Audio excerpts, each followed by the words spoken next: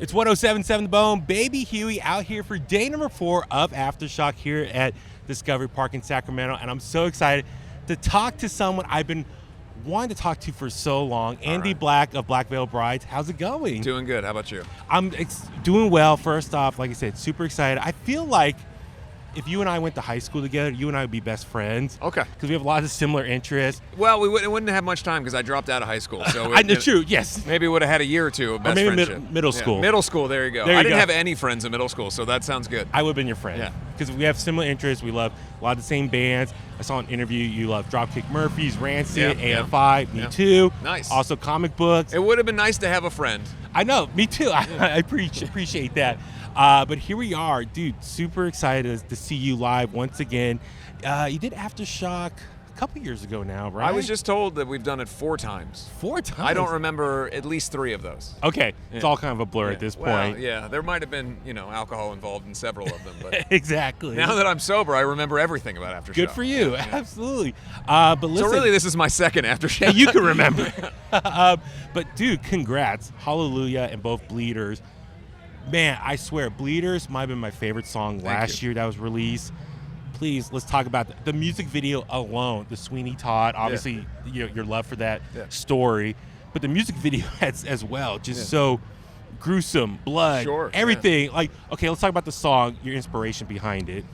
So the song started initially as kind of something different. I guess, I was interested in the ways in which I've always been somebody, as we talked about, I didn't have any friends in high school, right? Yeah. That started with the chip on my shoulder when I was a kid of like, I'm going to show these people, and you sort of have that revenge-oriented thing. Well, then I started thinking about all these different media things that I loved growing up, that so much of it was centered around the same idea. Yeah. And obviously Sweeney Todd, that used to be called the Revenge-sicle, because it's a revenge-based musical. Mm-hmm. So then, I can't remember what the original title of the song was, but we ended up changing it, and I kind of rewrote most of it to fit more of the idea of this Sweeney-oriented thing, and then I think everything kind of was fast-tracked after that. We talked to Jensen, he liked the idea, and then we were off to the races.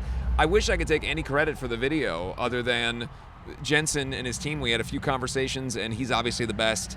They built all of that. Like, that's a practical stage that I'm on with everything except the chair. The chair's real. There was a real stunt guy falling down. Like, it was a whole deal. Chutes, yeah. Oh my God. So incredible, really incredible experience. And like, listen, you watch it on YouTube. A lot of blood squirting. A lot of blood. Also practical, not CGI blood. Really? Yeah. Okay, like practical effects.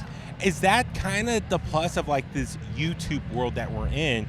You can play or put wherever you want out there and have to worry about like maybe like MTV standards back in the day. Well, yeah, that video wouldn't have gotten played anywhere in the old days. Yeah. But yeah, no, I think it's really cool. We were definitely concerned about whether YouTube would flag the video.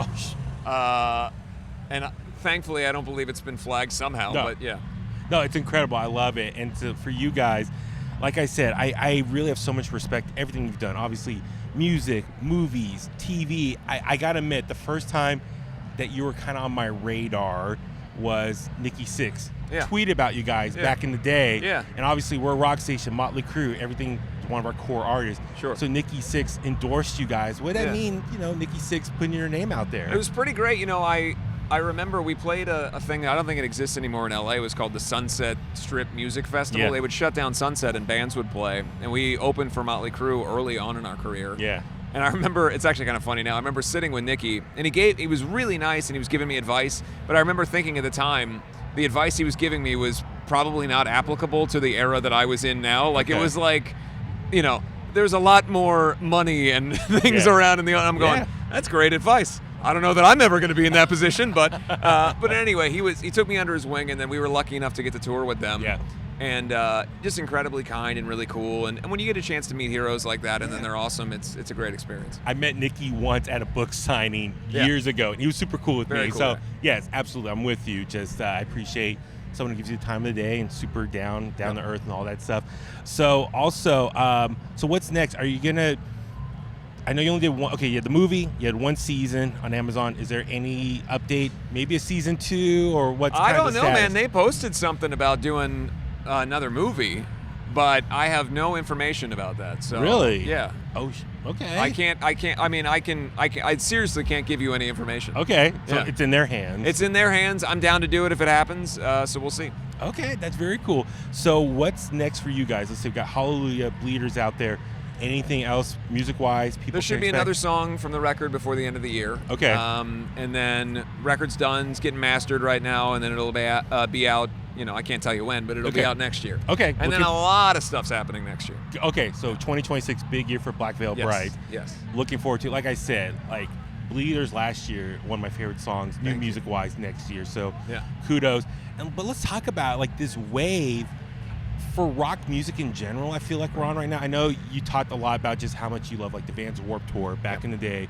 It was like your inspiration. Attending, you're like, I can do that. Yeah. Jump ahead a few years, you got to do that. Yeah. It's a big deal for me. Yeah, but now it's like obviously all the festivals Danny Wimmer puts on. Oh yeah.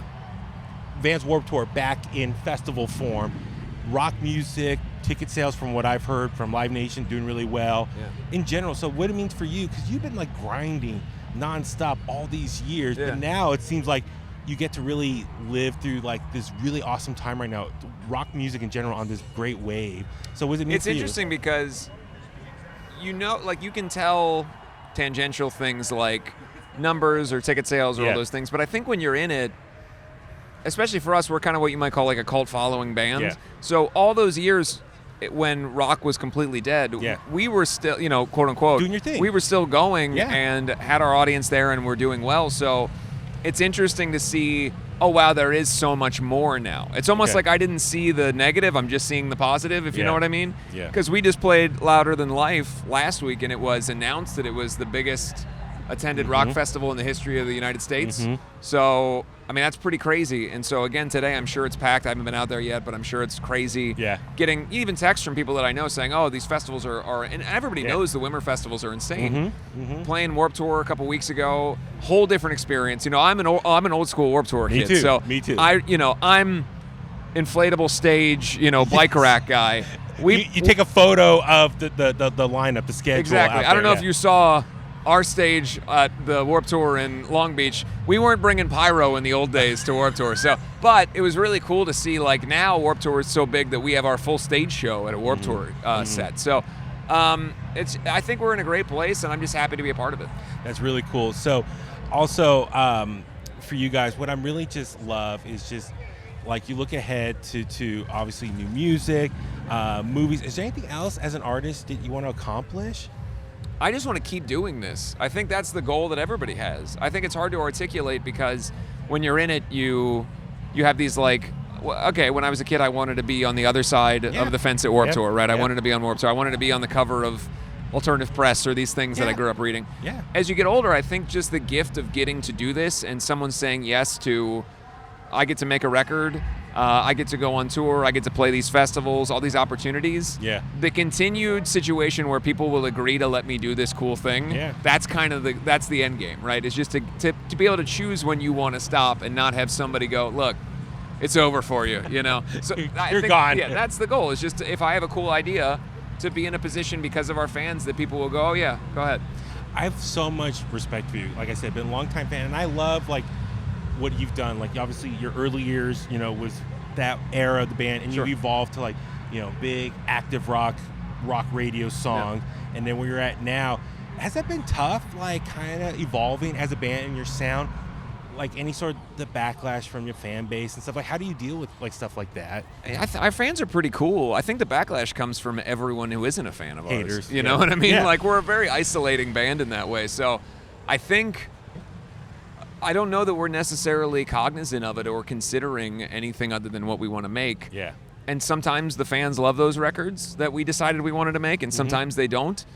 But one thing I hope that our fans can take away from what we do is that we're making what we want to make, not what we think they want to hear. Yeah. I think the foolish mistake that a lot of bands make is they go, oh, this is what people want right now. Yeah. And then they make a record that they think their fans are going to like, but people aren't stupid. You can tell when something is disingenuous. And so not authentic. The goal for us has always been, if we want to make a concept rock opera record, we're going to make it. And if people like it, that's great. Yeah. And we've done 3 of them, and people really liked one, sort of liked another, and didn't like another one of them. But for us, we loved all of them equally.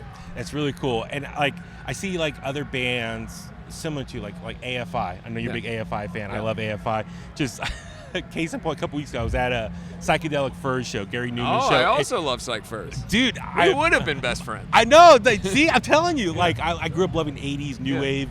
So I was at this show at the Fox in Oakland, my brother and I look over and I see Adam Carson from AFI, and I'm like, is that the drummer of AFI? Yeah. And I'm like, no one else is approaching him. He's just on the floor by himself. And I'm like, it's in between Gary Newman and Psychedelic First set, and so I'm like, tell my brother, like, I think that's Adam Carson. Yeah. And so I'm not gonna walk across the floor and just bug him.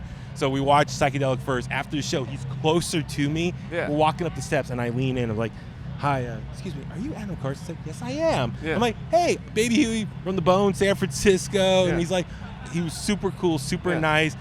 And like a band like AFI released their new album, and it just, from where they were, hardcore band, horror punk, to where they're now more new wave inspired. Post-punk kind of thing. Yes, it's really cool to see a band like that not give up. Or just, they trust themselves, and they're confident.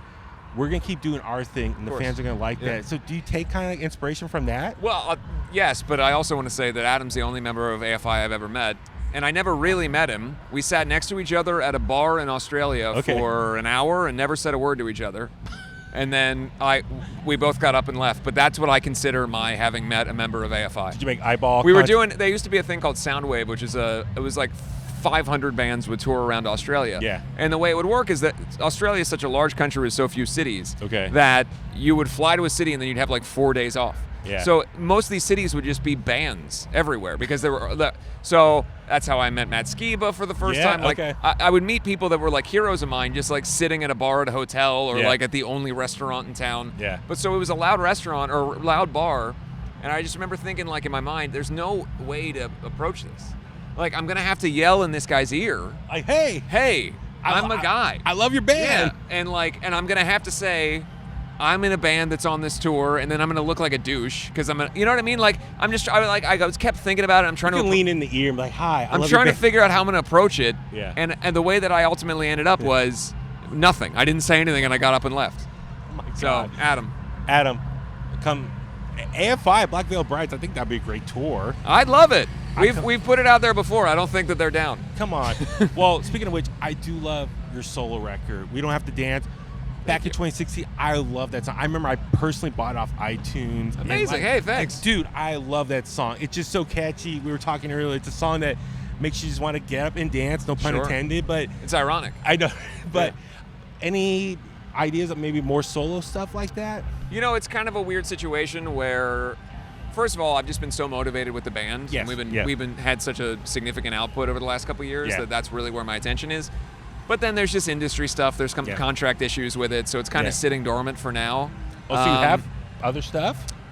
I have ideas. I haven't written anything or recorded anything. And I'm sitting on, I have a whole album's worth of demos from before the Shadow Side.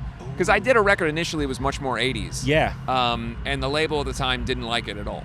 So I ended up, I remember we pitched it to them. I had like 6 songs that were very Psych Furs, very sort of Sisters of Mercy, very synthy. Yeah. And they didn't like it. So that song, They Don't Need to Understand, that we did put out, was essentially, I went rogue, and the label said, we're not interested in this. And my contract said that I couldn't release music unless they approved it if I tried to sell it. So the loophole was I went and put that out for free as a YouTube video, and then we merchandised it and essentially forced their hand to sign the project. So that's how I ended up getting the Shadow Side made, was by kind of being a little bit of a sneak. Respect. But now I have that first batch of songs that I don't know if anybody will ever hear them. But we'll hope one day, fingers crossed. Yeah. Do want to talk a little football. So the Bone, where I work at in San Francisco, we're the flagship of the 49ers. I know you're a big Bengals fan. We can relate right now. Our quarterbacks dealing with turf toe. Brock Purdy. Also, previously, we've only ever lost to the NFC West in the Super Bowl. Yes. And 2 of those times was to you guys. Yes. So Joe Montana. Yeah. Back in the day. Yeah. So shout out Joe Montana. My whole family hates you. Jerry Rice, all that stuff. So, okay, how you, as Niner fans, we're dealing miserable, with, man. I I've know, been miserable for Burrow. 30 out of 34 years that I've been alive related to football. Here's the funny thing. So I saw a guy yesterday. Our assistant and I went to the grocery store by the hotel. We're leaving the grocery store, and I see a dude in a Bengals jersey walking out of the grocery store. I've never seen that outside of Cincinnati in my California, life. Northern California. But here's the thing. Here's what happened. We were good for a minute, and we had a big star quarterback, and a bunch of these bandwagon people thought, I'll join this team. And now it's been kind of fun getting to, for them to see, no, we suck. This is what we really are. And so the bandwagons will leave, and it'll just be us miserable the hardcore folks. fans. Yeah. Okay, well, I'm dumb enough. I have 2 Bengals tattoos. I know. So, okay, we'll be miserable together right now. I mean, I know Burrow's a little more serious than Brock Purdy's.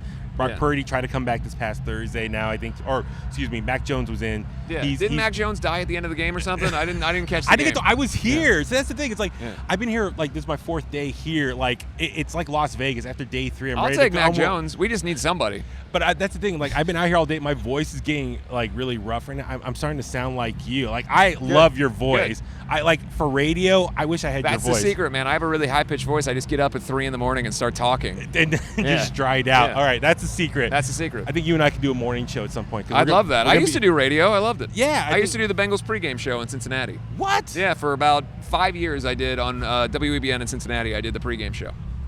Okay. The Orange and Andy Black pregame show on WEBN. Is that the frog? No, hey, it's a frog, yeah. Yes, okay. See, Howard Stern guy does mornings there. Is it Kit? Oh my God, what's his name? Chris something. All right. Chris something. Yeah, I'm geeking out. Right? That's all right. At radio stuff. Anyway, congrats on everything. Can't wait to see you today. Hallelujah, Bleeders out now streaming. Check it out. Can't wait for 2026. Big things. Big year. Thank you so much for your time today. Thanks, brother. Thank you.